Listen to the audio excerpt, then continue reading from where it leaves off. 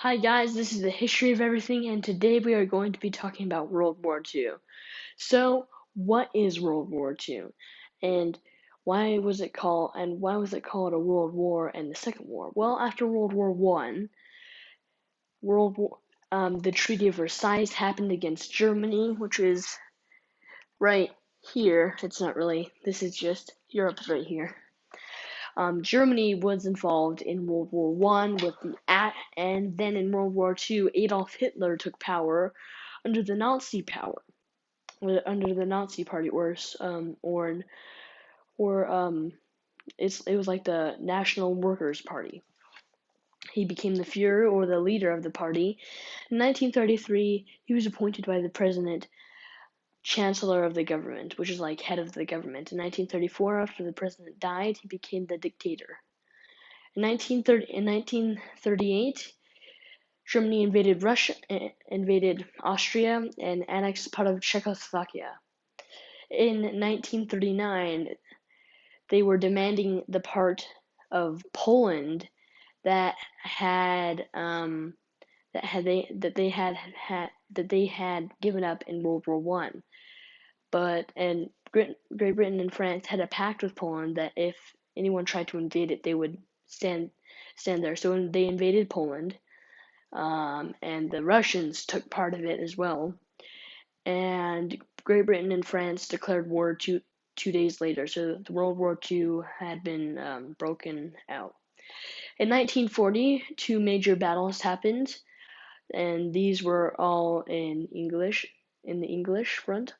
So after Germany had taken over Denmark, France, and they had also taken over Austria and Greece, Romania, after they had taken all over those countries, and then they're part of North Africa over here. In 1940, the Battle of Dunkirk happened. The Germans wanted to trap the English armies and the French troops in Dunkirk, France. Um, the British managed to escape, but it was basically their full force. They escaped by civilians would cross the English Channel. Excuse me. So the English Channel is right here. If you zoom in from Great Britain to all to over here, and the English Channel on a map doesn't look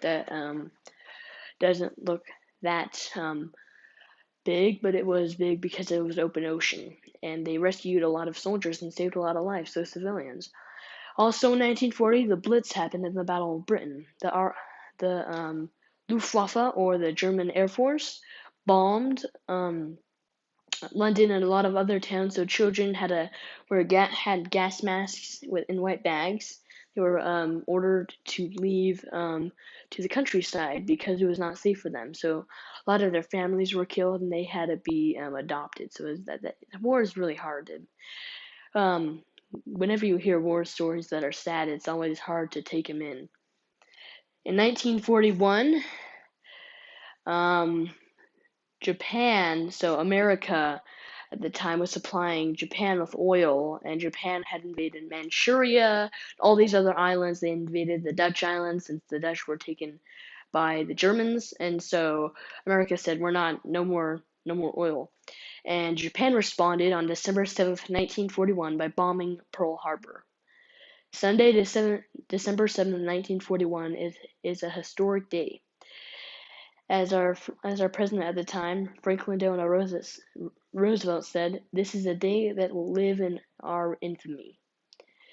It was very, very sad. A lot of the USS Utah was a training ship, capsized, taking 50 men with her. Oklahoma capsized as well, and so did Arizona. So the Japanese came in and dropped a bomb, and it hit the ammunition magazine and ripped it apart. Those were the three ships that could not be repaired. It's very, very sad what war does.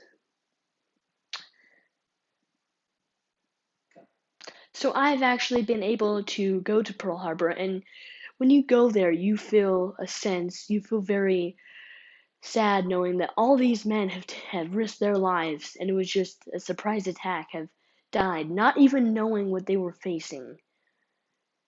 and they were killed. It's very, very sad. You feel it's a sacred place. You feel very, very sad. You want other people to know that, to be grateful for their freedom.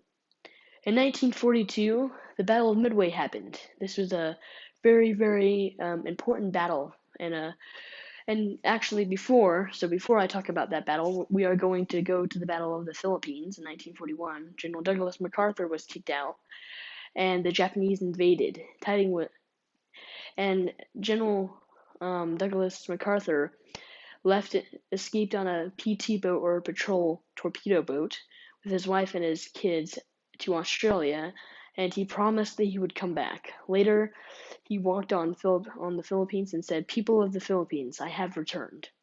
In 1942, as I told you earlier before in this video, the Battle of Midway took place. Now, Midway is right over here. It's right by the Aleutian Islands. And the Japanese believed, because it was an air base for the Americans, the Japanese believed if they took this, that it would be a key to having all the Pacific to them. So, but Americans under Admiral Nimitz were able to decipher and launch all the planes at Midway before the attack began.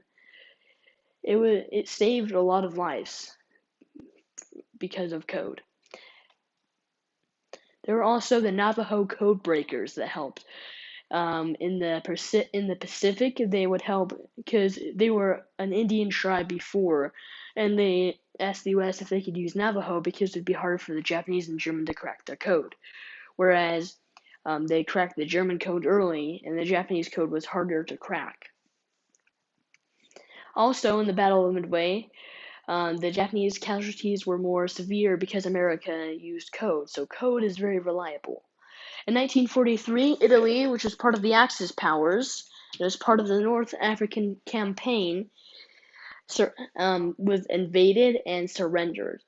Hitler immediately sent SS units to go and actually rescue Mussolini and some other Italian high officials in the government, because the Italians had helped a lot in the North African campaign while General Rommel was escaping.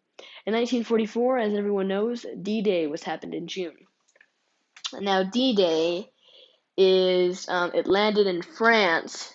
Boats from England came over and landed. There were the 5 beaches: Sword, Julio, Gold, Omaha, Utah.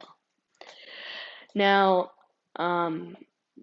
Juliano was the Canadian one. That was the only Canadian beach. Gold and Sword were British, and Omaha and Utah were American. Omaha was the most severe because the Germans had the high ground and took wave after wave of men to land. Finally, troops were able to climb up and throw grenades. We owe those troops our freedom today. In 1944, after they had taken the beaches, they went on and paraded in France. In 1945, the war was coming to a close. In April, Germany surrendered. Because right here, there was the Battle of Berlin. Russia came this way, Great Britain came this way, and America, and so they were all closing in from all fronts. And Hitler killed himself. Germany surrendered. 1945. Now Japan was already holding off attacks, and after our president Franklin Delano Roosevelt had died, our new president Harry S. Truman gave the go-ahead for the 2 atomic bombs that had been tested in New Mexico, and they had so when one was dropped, it would go 100 miles out and 100 miles out. And that's why when they tested it, all the people that were watching were 300 miles away. Now, when it was dropped on Hiroshima and Nagasaki, some people actually survived, but it killed hundreds of thousands. It killed like 100,000 people. And some people survived and died because they had been exposed to a radioactive chemical. And after that, now America had already been bombing Japan for some while. They had been bombing these flame bombs on Japan, and it had been burning Tokyo, and the emperor said he wouldn't surrender. So finally, Harry S. Truman was like, "We'll just drop a bomb on Tokyo," and then he surrendered. The USS Missouri was then one to negotiate, and the Japanese and the Americans signed surrender in August. Now, before that, Russia was actually, because they were neutral with Japan, they were going to, Stalin was going to do the go ahead to send 1 million troops to invade Japan, but that didn't happen because of the two atomic bombs. And also, then after that, there was the Korean War, which was 5 years, and that is how the Korea was originally a Japanese colony, and it originated from the Sino-Russian, Sino like Sino-Japanese, well, Sino-Japanese War, excuse me. It's between Russia and Japan. There's a brief history of World War II. If you guys want to know more about the Korean War, Vietnam War, just tell me and I'll make videos on those. Thank you guys for watching this video. Please subscribe and like the video, and thank you for watching.